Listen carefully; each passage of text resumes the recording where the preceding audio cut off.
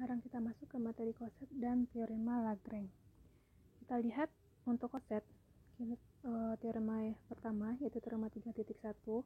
Misalkan G grup dan H adalah subgrup dari grup G, didefinisikan relasi L dan relasi R pada grup G dengan aturan yang pertama, jika A direlasikan oleh L dengan ke B, jika dan hanya jika A inverse B itu anggota dari H. Kemudian A direlasikan oleh R ke B, jika dan hanya jika A B inverse anggota dari H. Maka relasi L dan relasi R itu merupakan relasi yang ekivalen. Nah, di sini silakan dibuktikan sendiri. Di sini katanya relasi L dan R itu merupakan relasi ekivalen. Ini sudah dipelajari bahwa relasi ekivalen itu memuat 3 hal. Yang pertama, dia harus bersifat refleksif. Yang kedua, simetris. Dan yang terakhir, transitif. Nah, ini silakan dicoba sebagai latihan. Berikutnya kita lihat definisi 3.1. Misalkan G grup dan H subgrup dari G dan A anggota dari G. A kecil H itu adalah himpunan AH, di mana H anggota dari subgrup H. Ini dinamakan sebagai koset kiri dari H yang memuat A.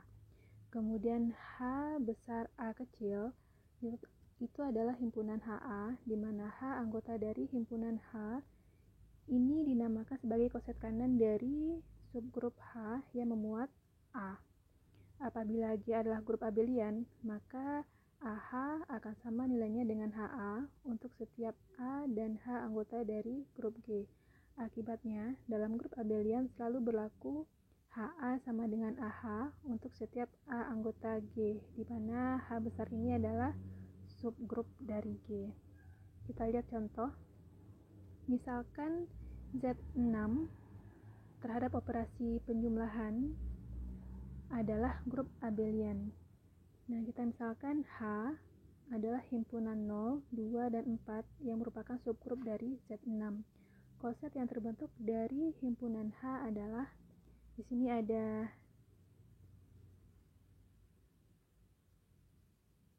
himpunan ya. Yang pertama, karena tadi koset itu adalah AH, di mana definisinya AH itu adalah himpunan AH di mana A anggota dari G. Nah, kita tahu di sini kita misalkan G-nya itu adalah Z6. Sehingga karena Z6 itu anggotanya 0, 1, 2, 3, 4, dan 5, maka kita coba untuk setiap A-nya. Berarti A yang pertama adalah 0, yang kedua 1, ketiga 2, dan begitu seterusnya. Jika A-nya 0, berarti AH operasinya adalah operasi penjumlahan, maka AH itu bisa kita tulis sebagai 0 ditambah H. 0 ditambah H, H itu anggotanya adalah 0, 2, dan 4. Berarti ini bisa kita jabarkan menjadi 0 ditambah H berarti 0 ditambah 0, 0 ditambah 2, dan 0 ditambah 4. 0 tambah 0 hasilnya tetap 0, 0 tambah 2 hasilnya tetap 2, 0 tambah 4 hasilnya tetap 4. 0 karena Z6 itu adalah modulo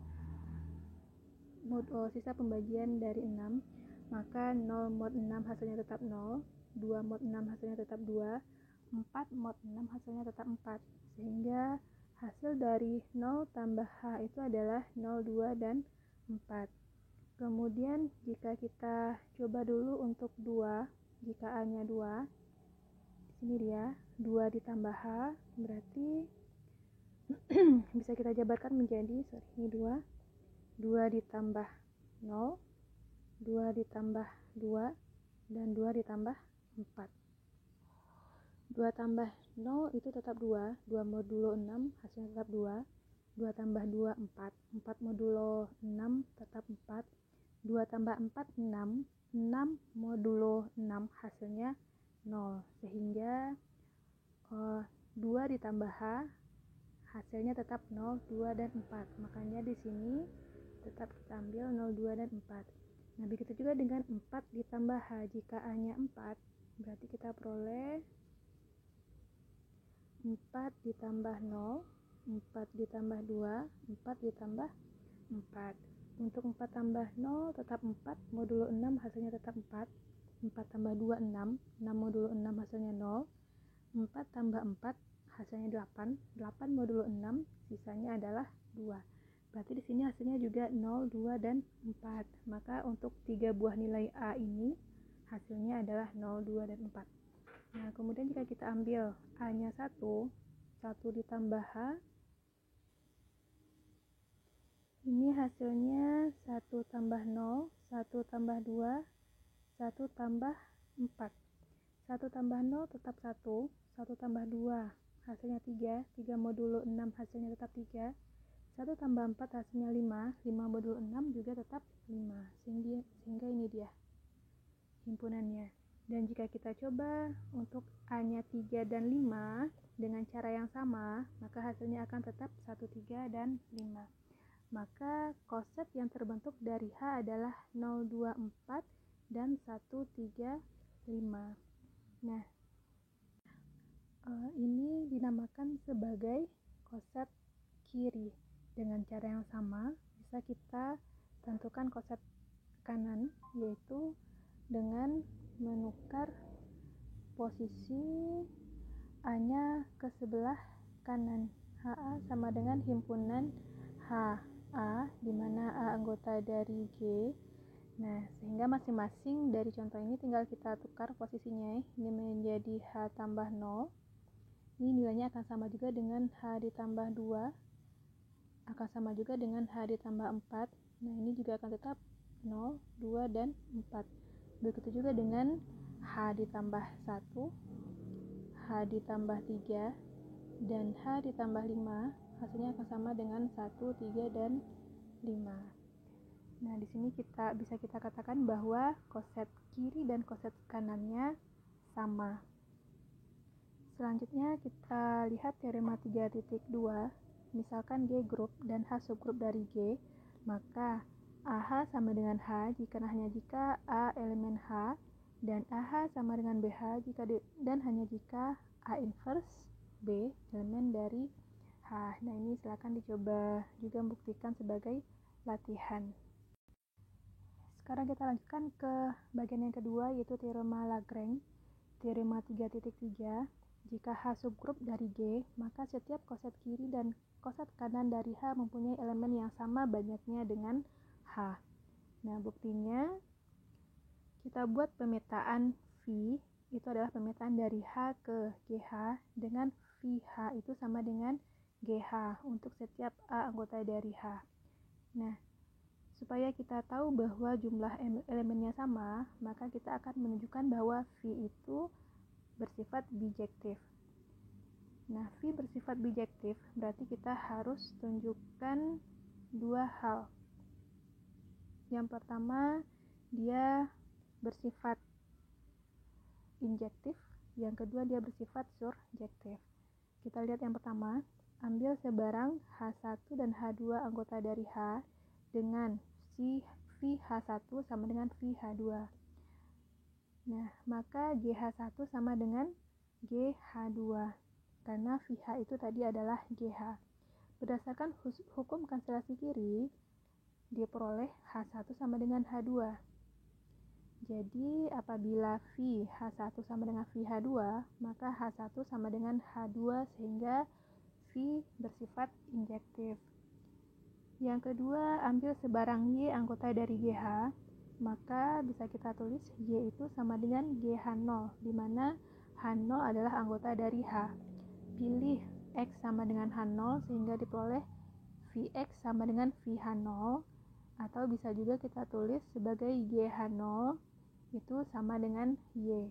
Jadi, untuk setiap Y anggota GH terdapat X anggota H dengan Vx sama dengan Y, sehingga terbukti bahwa V itu juga bersifat surjektif. Nah, berdasarkan hasil dari 1 dan 2 dapat kita simpulkan bahwa V bersifat bijektif, sehingga H dan GH mempunyai elemen yang sama banyak. Dengan cara yang serupa dapat ditunjukkan bahwa H juga memiliki elemen yang sama banyaknya dengan HG untuk setiap G elemen G. Selanjutnya kita lihat teorema Lagrange. Misalkan G grup berhingga dan H subgrup dari G, maka order dari H membagi habis order dari G. Order ini berarti banyaknya anggota himpunan dari H membagi habis banyaknya anggota himpunan dari G. Buktinya, misalkan order dari G itu adalah N dan order dari H itu adalah M. Karena G berhingga, maka terdapat sejumlah berhingga koset kiri dari H. Kita namakan sebagai G1H, G2H, dan seterusnya sampai GRH. Berdasarkan teorema 3.3 tadi, dikatakan bahwa banyaknya anggota dari G1H itu sama dengan banyaknya anggota G2H, dan seterusnya itu akan sama dengan banyaknya anggota GRH. Nah, itu kita misalkan banyaknya sebanyak M, seperti ini tadi. Nah, karena GIH membentuk partisi pada G, maka bisa kita tulis sebagai banyaknya anggota G1H ditambah banyak anggota G2H dan seterusnya sampai banyak anggota GRH itu sama dengan N. Itu sama dengan banyak anggota dari grup G. Maka sehingga karena ini tadi sama dengan M, maka banyaknya anggota G1H bisa kita tulis sebagai M, G2H juga banyaknya M, begitu seterusnya dengan GRH, banyaknya juga M.